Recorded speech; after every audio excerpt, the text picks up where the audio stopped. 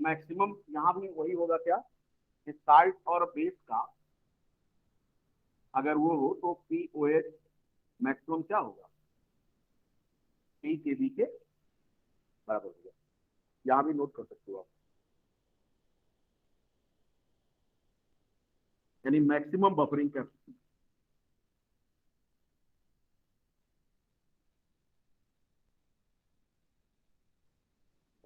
पागल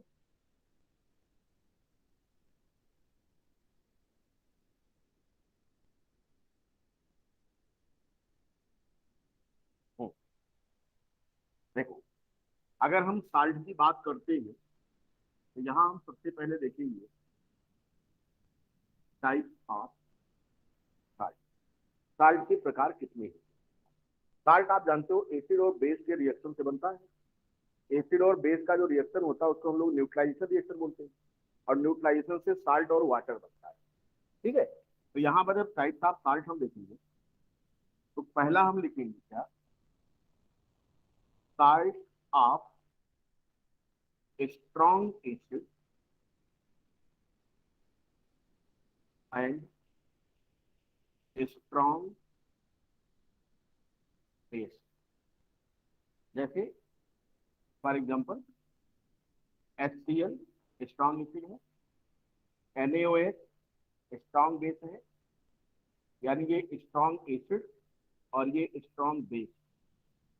न्यूट्रलाइजेशन हुआ NaCl और H2O, ये प्लस और ये माइनस, ये तुम्हारा साल्ट। तो ये साल्ट किसका एग्जांपल हुआ, स्ट्रॉन्ग एसिड और स्ट्रॉन्ग बेस का हो गया। इसके बाद दूसरा हम लोग देखेंगे salt of strong acid and weak base. एक को कमजोर कर दिया गया। इसका एग्जांपल देखो, सबके एग्जांपल आपको कुछ करना नहीं है। स्ट्रॉन्ग एसिड कोई सा सुनो, मान लिया HCl। वीक बेस कोई सा सुनो, अमोनो बेस आपको याद है क्या बनेगा, NH4Cl। ये आपका क्या है, तो अगर आपसे पूछा जाए कि NH4Cl किस तरह का साल्ट है, तो आप खट से इसके दो पार्ट कर लो। दो पार्ट कौन कौन सा आया, NH4 प्लस और क्या, इनका जो है NH4 प्लस यानी पॉजिटिव चार्ज है, इसका काउंटर पार्ट ढूंढो कहाँ होगा, कि कहाँ से ये आया होगा। तो आपको ये मिला कि ये आया होगा NH4OH। इसका मतलब NH4 प्लस कहाँ से आया, पहचानना कि NH4Cl का एसिड पार्ट बेस पार्ट कौन था और एसिड पार्ट कौन था, क्योंकि एसिड और बेस मिलकर के इसको बनाए। तो इसका जो काउंटर पार्ट हुआ, यानी ये कहां से आया, तो ये कहां तुम्हें मिलेगा। तो यहां पर इसको और इसको रखने की जरूरत है, आपको सिर्फ साल्ट बता दे और उसका काउंटर पार्ट आप फटाफट फटाफट पकड़ते हुए चले जाओ। क्लियर। तो ये आपका क्या है, वीक बेस, और ये क्या है, स्ट्रॉन्ग एसिड। तो ये जो साल्ट है वो कौन से एग्जाम्पल में आया, salt of strong acid and weak base. Clear. कोई डाउट किसी को, बताते चलो फटाफट। अगला साल्ट बताओ, अपने आप परमुटेशन कॉम्बिनेशन से बनाओ। तीसरा साल्ट आपने कहा साल्ट ऑफ, हमने कहा अब स्ट्रॉन्ग एसिड नहीं करेंगे, हमने कहा weak acid, weak acid and strong base. तो इसका एग्जांपल देखो सबसे बढ़िया क्या, आपने कहा वीक एसिड, तो आपने कहा ऑर्गेनिक एसिड जितने भी होते हैं वो सब वीक होते हैं। आपने कहा स्ट्रॉन्ग बेस, तो अमोनो बेस तो नहीं होगा, ये मिनरल बेस होगा। मिनरल बेस, मिनरल बेस जैसे NaOH। अब ये जब रिएक्शन करेंगे तो यहां पर क्या बनाएगा, CH3COO Na और प्लस H2O। अब ध्यान से देखो, ये साल्ट हो गया नहीं हो गया, माइनस पार्ट ये प्लस पार्ट ये। तो ये जो साल्ट है ये हमारा इस कैटेगरी को बिलोंग कर गया। इसी तरह से आपने बोला कि भाई अब जो है साल्ट हम किसका लेंगे, weak acid and weak base का।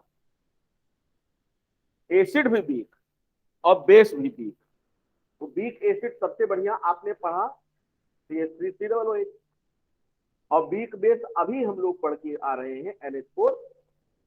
तो बस CH3COO माइनस के साथ NH4 प्लस को ट्रांसफर कर दो, क्या बन जाएगा, CH3COO NH4 और H2O, यानी ये प्लस और ये माइनस, ये आपका साल्ट हो गया।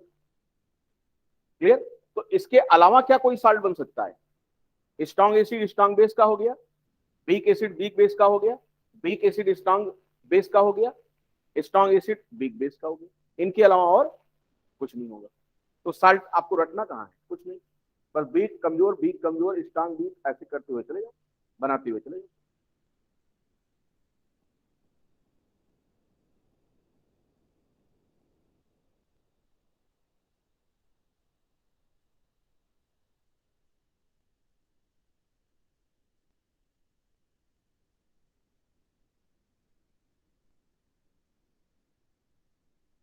देखो, अगर हम बात करते हैं कि हाइड्रोलिसिस ऑफ साल्ट, तो ध्यान से समझिएगा, हाइड्रेशन और हाइड्रोलिसिस में अंतर होता है। हाइड्रेशन का मतलब होता है कि वाटर रिएक्शन नहीं करता, वाटर सिर्फ और सिर्फ उस पर ऐड हो जाता है, तो उसको हाइड्रेशन कहते हैं। और अगर हाइड्रोलिसिस हो रहा है तो वाटर का रिएक्शन भी होगा। इसका मतलब ये हुआ कि आप यहां बोलेंगे क्या, वाटर रिएक्ट विथ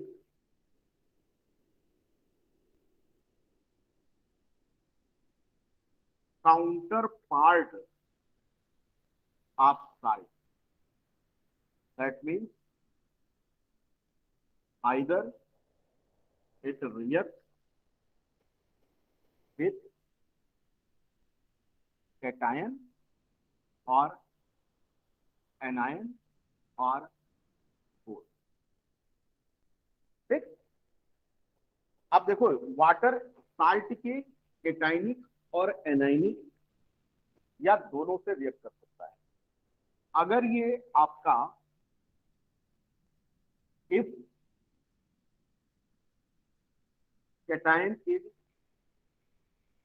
हाइड्रोलाइज, मान लो कैटायन की हाइड्रोलाइसिस होती है, तो इसे हम क्या बोलेंगे, कैटाइनिक हाइड्रोलिसिस। अगर यहां पर इफ एनायन इज हाइड्रोलाइज, मान लो इसकी होती है, तो इसे क्या बोलेंगे आप, एनाइनिक हाइड्रोलाइसिस। और मान लिया जाए कि कोई साल्ट ऐसा है, if both counter part of salt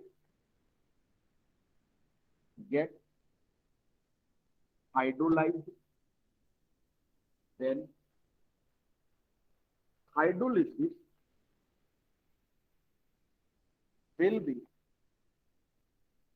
cationic as well as anionic hydrolysis।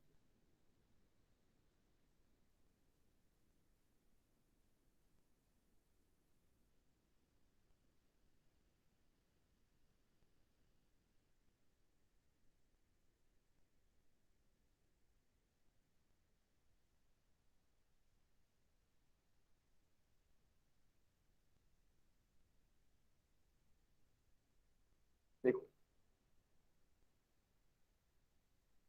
यहां पर आप पहले प्रकार का साल्ट हम लोगों ने पढ़ा था, salt of strong acid and strong base.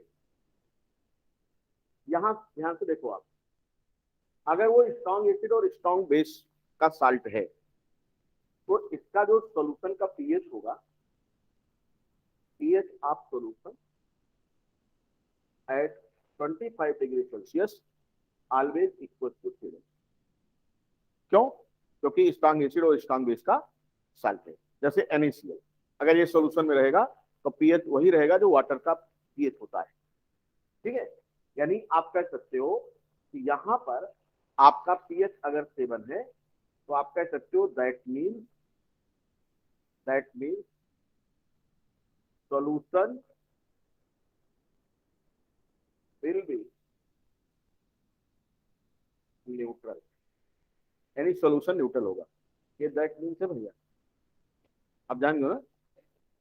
हाँ हाँ, तो आप पूछ लिया करिए ना कि आइडेंटिटी क्या है।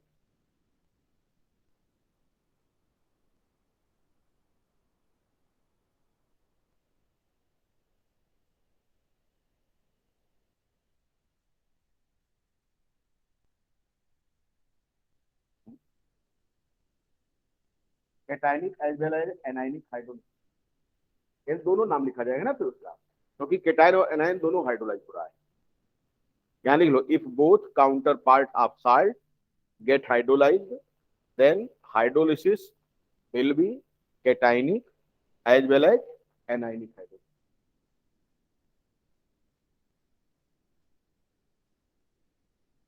अभी तक तो बता दें,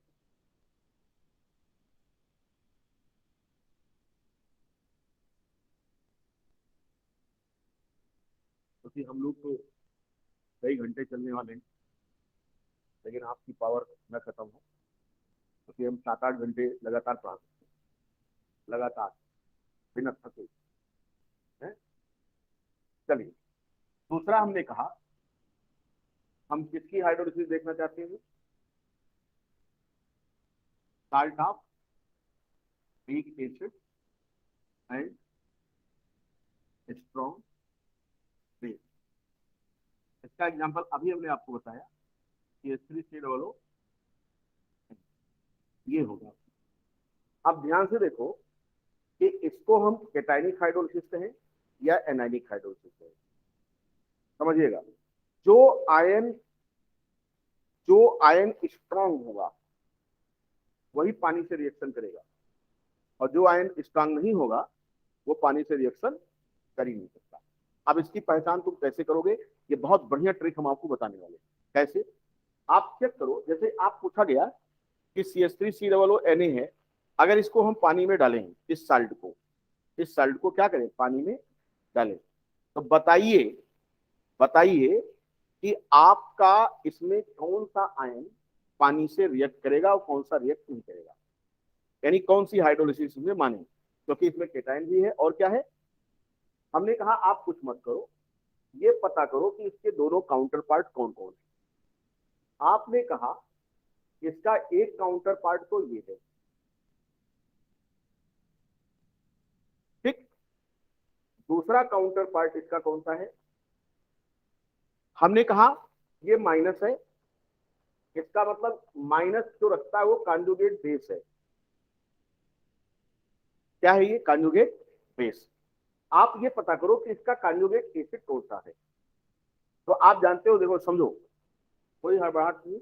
आपने कहा कि जो एसिड होता है अगर उसमें से एक H+ हटा दिया जाए तो क्या मिल जाता है हमको? बेस। और तब ये कॉन्जुगेट एसिड हो जाता है और ये हो जाता है कॉन्जुगेट। अगर कॉन्जुगेट बेस में एक H+ जोड़ दिया जाए तो वापस से क्या मिल जाएगा? तो ध्यान से समझो, ये क्या है? माइनस। माइनस का मतलब ये प्लस को एक्सेप्ट कर सकता है, कर सकता है। तो इसको मैंने कहा ये तो कंजुगेट बेस है, बेस है। अब इसका एसिड पता करो कि कौन सा रहा होगा। तो मैंने कहा इसको H+ खिला दो, जैसे ही H+ खिलाओगी तुरंत ही इसका माइनस खत्म हो जाएगा और ये बदल जाएगा किसमें?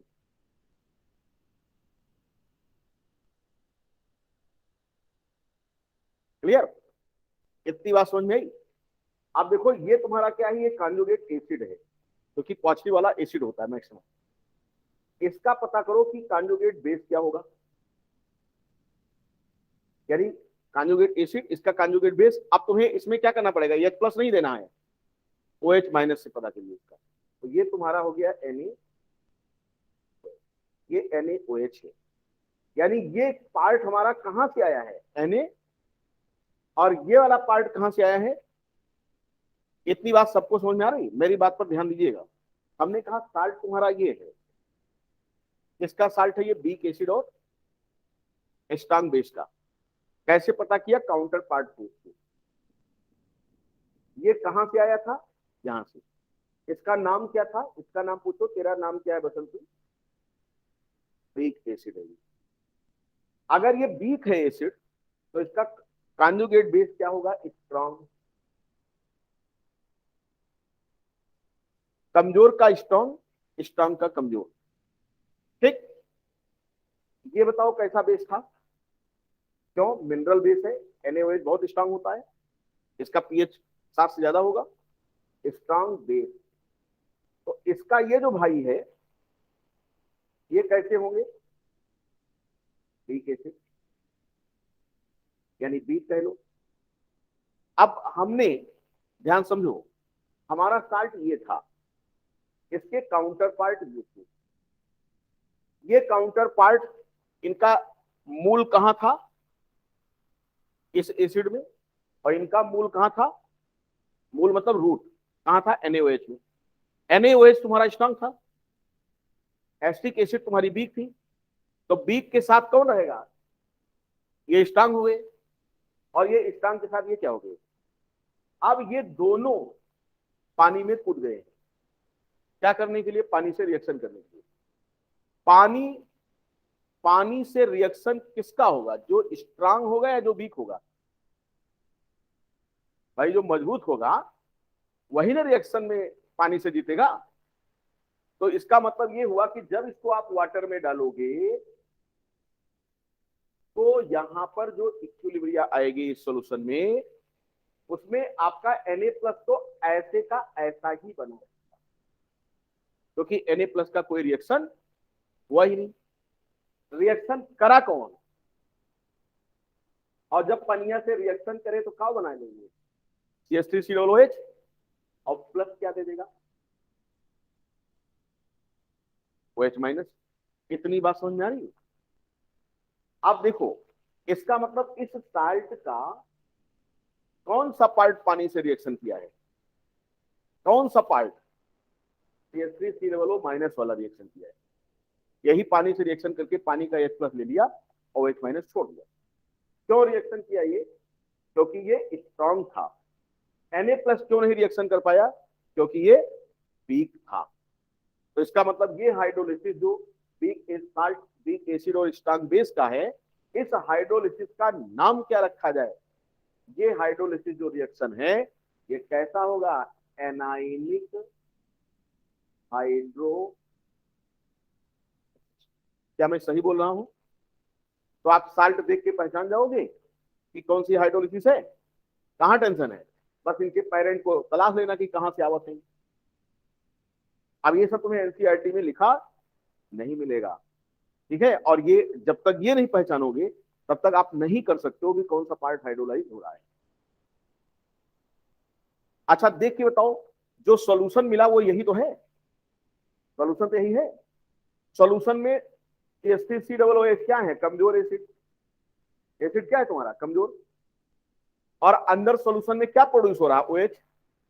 और जब OH- बढ़ेगा तो सॉल्यूशन का पीएच क्या हो जाएगा, 7 रहेगा, 7 से हमेशा ज्यादा रहेगा। इसका मतलब आप गेस कर लिए क्या, कि अगर साल्ट ही किसका, स्ट्रांग वीक एसिड और स्ट्रांग बेस का, तो निश्चित तौर पर जो हाइड्रोलिसिस के बाद मिलेगा सॉल्यूशन, उसका पीएच 7 से ज्यादा। यानी यहां पर आप लिख सकते हो, यही ब्रैकेट में, पीएच ग्रेटर देन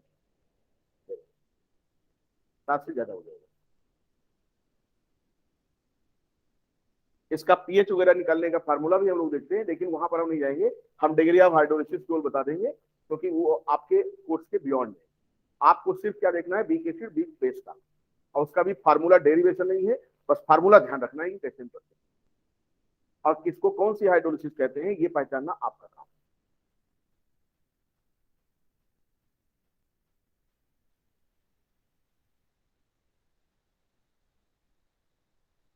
अब देखो, अगर मैं यहां पर बात करता हूं कि हाइड्रोलिसिस कांस्टेंट क्या निकल के आएगा इसके लिए, तो याद करो इस साल्ट का यही पार्ट आपका रिएक्शन में जा रहा है,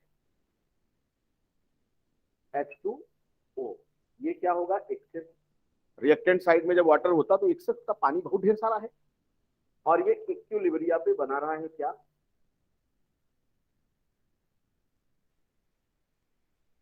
कोई दिक्कत। हमने कहा इस पर इक्विलिब्रियम का कॉन्सेप्ट लगा दो, यानी एट टी इक्वल टू 0, ठीक।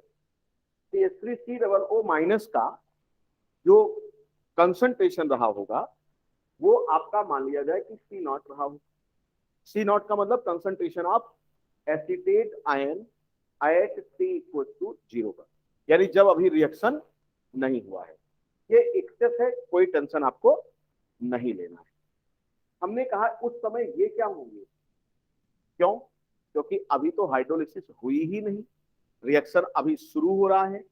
उसके बाद मैंने कहा एट टी, यहां से कुछ निकला होगा। मान लो इसका जो है degree of hydrolysis, full form लिख दे रहे हैं।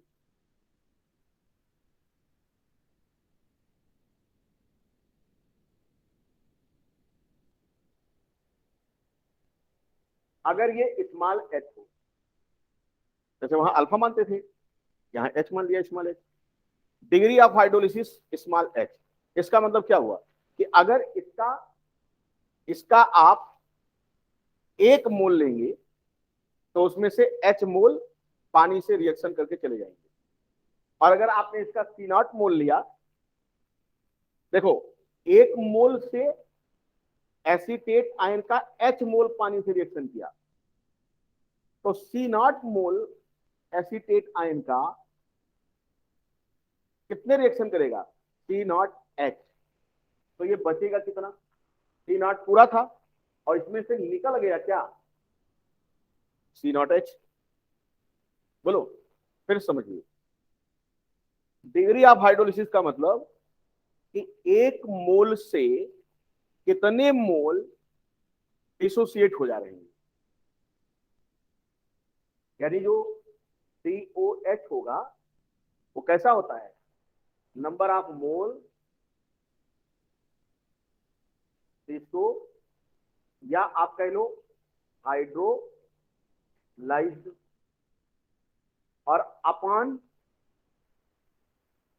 Total number of mole taken with to be hydrolyse. Hydrolyse मतलब पानी से रिएक्शन के लिए। अब फिर ध्यान समझो, हमने कहा कि CH3COO माइनस का हमने C0 मोल लिया हाइड्रोलाइज के लिए, क्या लिया, C0 मोल लिया है। उस समय जब टाइम t इक्वल टू 0 था तो इसका एक भी मोल, यानी कोई भी मोल हाइड्रोलाइज नहीं हुआ था, यानी ये कुछ बना ही नहीं होगा। हमने कहा अगर 1 मोल से, यानी इसके 1 मोल से हाइड्रोलाइज होने वाले एसीटेट आयन का मोल H है, स्मॉल h, तो C0 मोल से कितना होगा, 1 से H, तो C0 से क्या, C0H। तो C0H तो हाइड्रोलाइज हो गया, यानी पानी से रिएक्शन कौन किया, C0H। तो इसका बचता कितना है, C0 माइनस C0H। तो अब देखो यही तो हाइड्रोलाइज किया भैया, और यही हाइड्रोलाइज किया, तो ये चीज क्या बन जाएगा, C0H, और ये भी क्या होगा, C0, यानी OH भी C0H और ये वाला भी C0H। हमने क्या कहा, इनको वॉल्यूम से डिवीजन कर दो, एक्टिव मास बन जाएगा। और अब इस पर इक्विलिब्रिया का कंसेप्ट लगाओ, तो KH इक्वल्स टू क्या बनेगा, यहाँ CH3COO माइनस OH माइनस, और अपान क्या, बोलो कोई दिक्कत आई, इसको आप विद इन ब्रैकेट कर लीजिएगा, ठीक। अब जो वैल्यू यहाँ रखते हो रखो, K H equal to hydrolysis constant, K H equal to इसकी वैल्यू कितनी आई है, C not H by B into C not H by B, और अपान क्या किए हो, C not minus C not H by B, और into water excess में था तो इसके कंसंट्रेशन पर कोई असर आया ही नहीं, ये हमारा हो गया। अब देखो बी से ये पावर क्या हो गई, कैंसिल हो गई, तो यहाँ पर अब के एच का डेरिवेशन फटाफट करते हुए चले जाओ आप, तो के एच इक्वल टू क्या हो जाएगा, देखो सी नॉट एच ये स्क्वायर हो गया, यानी C not square into H square by C बचा था आपका, सी यहां ले लिया, और ये हो जाएगा C not minus C not H, कोई टेंशन यहां से। अब देखो के एच की वैल्यू क्या हो जाएगी, C not square into H square upon C not, यहां कॉमन बनाओ, वन माइनस क्या होगा, one minus H into B, ये से ये कैंसिल, यानी कितना आसान डेरिवेशन है, के एच इक्वल टू क्या बन गया आपका, H square upon one minus H into क्या बी, हाँ, और सी नॉट आपका बचा है, यहां तक उतारो फटाफट, यानी आप किसी का भी कर सकते हो, हाइड्रोलिसिस कांस्टेंट किसी का भी निकाल सकते हो आप।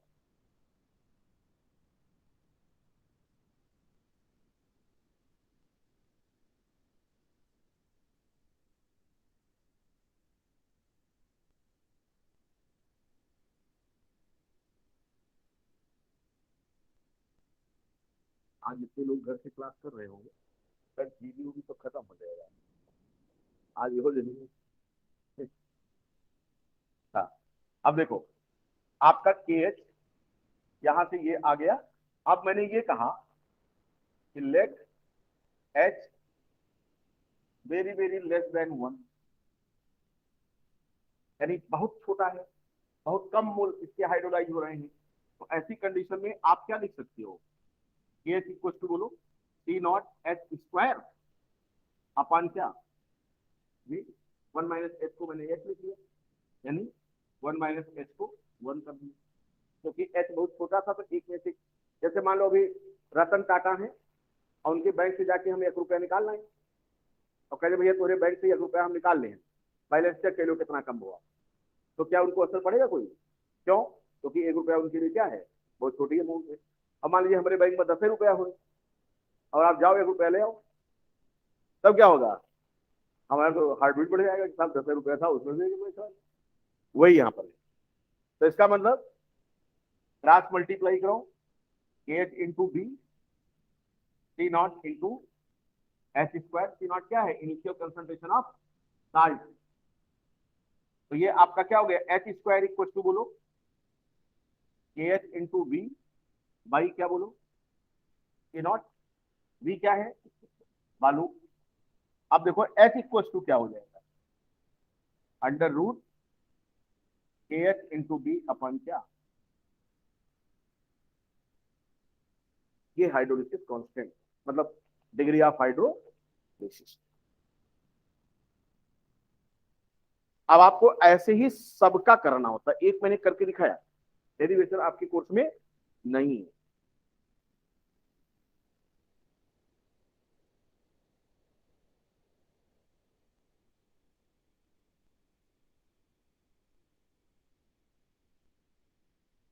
जब तक जाइएगा बता दीजिए, 12 बजने वाले हैं, क्या बजे से पढ़ रहे हैं हम लोग, लगभग 8:30, अभी ज्यादा नहीं है, 5 घंटे कहाँ हुआ,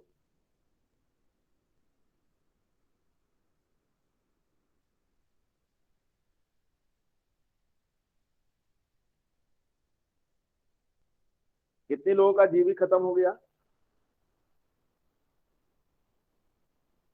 कुछ लोगों का जीवी खत्म हो गया होगा, जीवी का मतलब गई भैंस पानी में, जीवी का मतलब क्या होता है, जीवी 60 पान भैंस, गई भैंस, आगे जोड़ लेना पानी में, और हाइड्रोलिसिस हो भी रहा है, भैंस की हाइड्रोलिसिस हो जाएगी, क्या हुआ रावत जी, ये आपका ओस्टवाल्ड डाइल्यूशन लॉ जैसे था, सेम वही पैटर्न है, कहीं कुछ नहीं। आप देखो अभी नहीं दूसरा, खत्म हुआ सर। अभी नहीं खत्म हुआ, अब तक खत्म हो यस जाएगा। सर।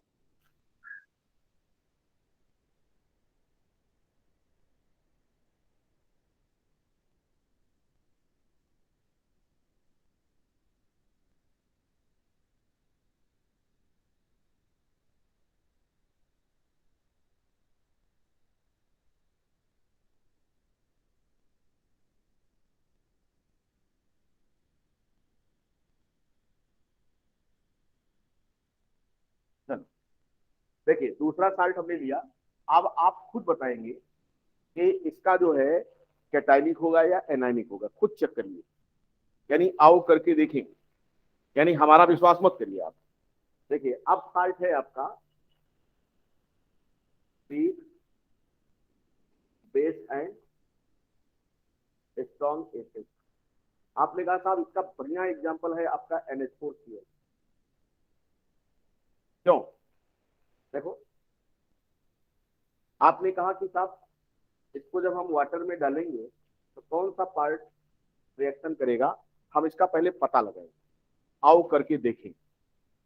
NH4Cl के दो भाई थे। पहला भाई कौन था, दूसरा भाई कौन था? आप इसका रूट पता करें कहां से आया ही। आपने कहा साहब ये आया था NH4OH से। तो हमने कहा ये कैसा बेस था? आपने कहा ये तो साहब वीक बेस था। तो हमने कहा ये क्या हुई है फिर? वीक का भाई क्या होगा?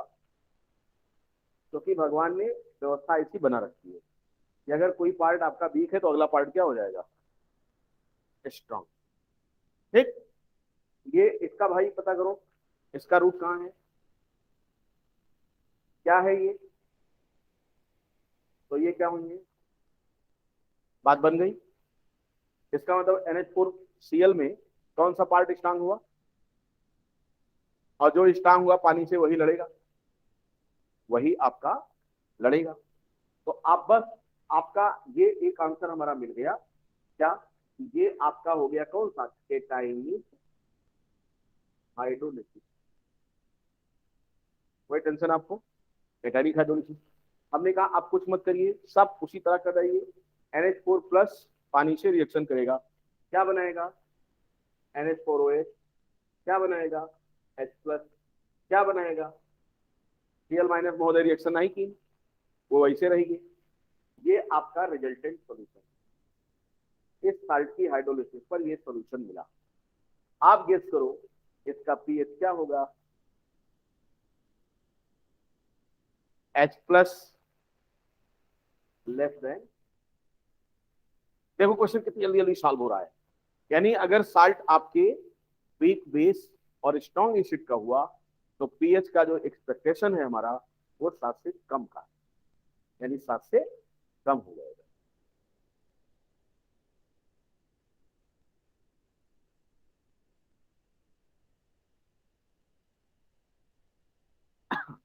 इसका भी डेरिवेशन उसी तरह चलेगा जैसे अभी मैंने कराया। ठीक है, इसका भी डेरिवेशन उसी तरह चलेगा, यानी हम कराएंगे नहीं पूरा, मैं आपको डायरेक्ट बता दे रहा हूँ। देखो NH4+ H2O से रिएक्शन किया, NH4OH और H+।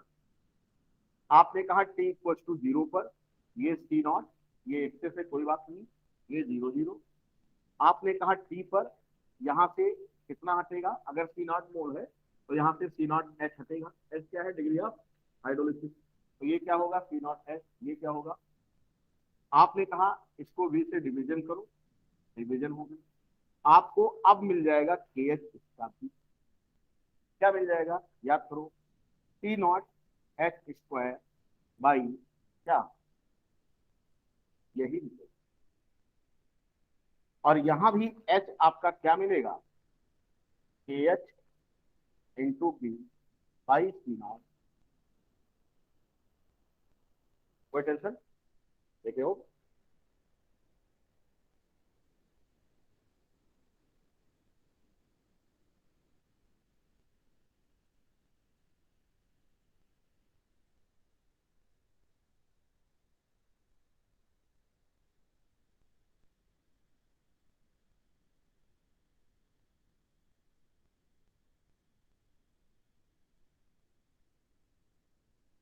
अब कौन सा साल्ट बचा हमारे पास? कौन सा साल्ट? वीक बेस और वीक एसिड। ठीक, इसका बढ़िया सा एग्जांपल अमोनियम एसीटेट। देखो, प्लस और माइनस। ठीक है, हाइड्रोलाइज होगा, सोल्यूशन कैसे बनेगा? आप पहले पता करो कौन सा पार्ट इसका हाइड्रोलाइज करेगा, कौन सा पार्ट हाइड्रोलाइज करेगा, पता करो। ये कहां से है काउंटर पार्ट, और ये कहां से आया, क्या है ये बीच है भाई, अमोनियम बेस। NH4 प्लस क्या हो जाएगा? स्ट्रॉन्ग। इसका क्या है ये? तो ये क्या होंगे? दोनों भाई स्ट्रॉन्ग। कहीं साहब दोनों भाई लड़ेंगे किससे? पानी से। तो अब बताओ, एनाइन भी हाइड्रोलाइज होगा, और तो ये हाइड्रोलिसिस क्या होगी? Cationic and anionic hydro. क्या बनने वाला है बताओ, क्या बनने वाला है सोल्यूशन में? आपका CH3 3 बनेगा, H प्लस बनेगा, NH4 बनेगा, और OH माइनस, क्योंकि दोनों रिएक्शन कर रहा है ना पानी से। अब आपने कहा पीएच क्या होगा इसका? पीएच, तो आपने कहा कि पीएच क्या हो सकता है?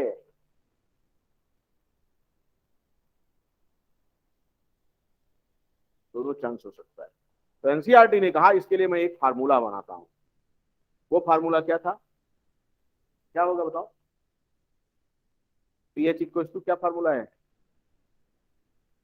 7+1/2 पी के पी के। ठीक, अब अगर ध्यान समझिएगा, अगर ये ज्यादा हुआ, पी के बी कहां से आएगा? बेस से। बेस के डिसोसिएशन कांस्टेंट का नेगेटिव लॉग। अगर पी के बी ज्यादा हुआ, पी के बी, तो ये वाला फैक्टर क्या हो जाएगा? कम हो जाएगा। तो पीएच 7 से, और अगर पी के ए ज्यादा हुआ तो 7 से ज्यादा हो जाएगा। यानी कहने का मतलब, क्योंकि दोनों क्राइटेरिया मैंने बताया ना यहाँ पर, अब ये आपका यहाँ पर ध्यान रखना है। हाँ, नहीं, ये वीक है ना दोनों, और वीक पार्ट है तो 100% तो हाइड्रोलाइज होगा नहीं, कम ही होगा। तो इसीलिए तो यहाँ पर इसका के और के भी डिसाइड हो रहा है।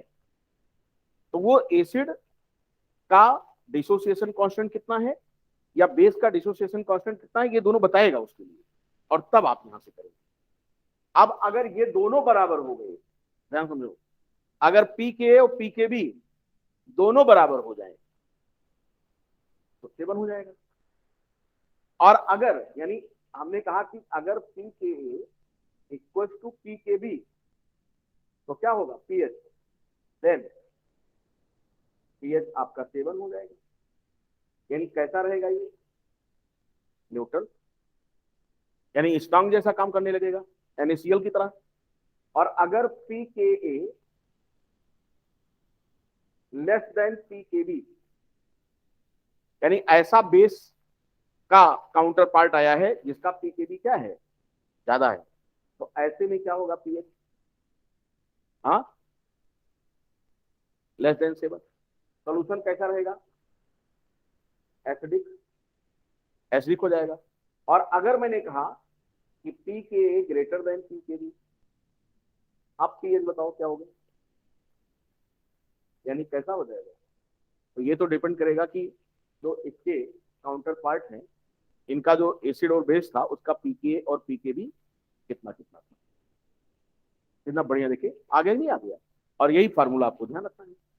हाइड्रोलिसिस कांस्टेंट निकालोगे तो दोनों का एक साथ निकलेगा। तो साल्ट हाइड्रोलिसिस में इससे ज्यादा आपको नहीं पूछेगा।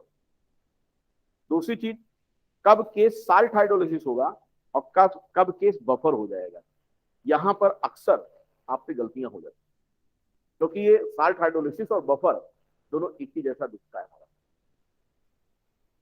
ठीक है। तो वो कैसे बनेगा, कैसे होगा, इसको आज ही खत्म कर दे, सॉल्वेबिलिटी इक्विलिब्रियम भी, हाँ, ये भी खत्म। अब इसमें एक लेक्चर 1 घंटे की कहानी और है इस टॉपिक में। आप समझो इक्विलिब्रिया भी अपने आप में क्या था, महाभारत वाला टॉपिक है, लेकिन हमने काफी कुछ, सब कुछ निपटाया, बिल्कुल A to Z कुछ नहीं छोड़ा है। और बस इस पर हम न्यूमेरिकल करवा देंगे आपको, बस काम हमारा हो जाएगा। हालांकि जितना मैंने क्लास में डिस्कस किया है, न्यूमेरिकल सब इसी तरह से, कोई भी न्यूमेरिकल बाहर से नहीं।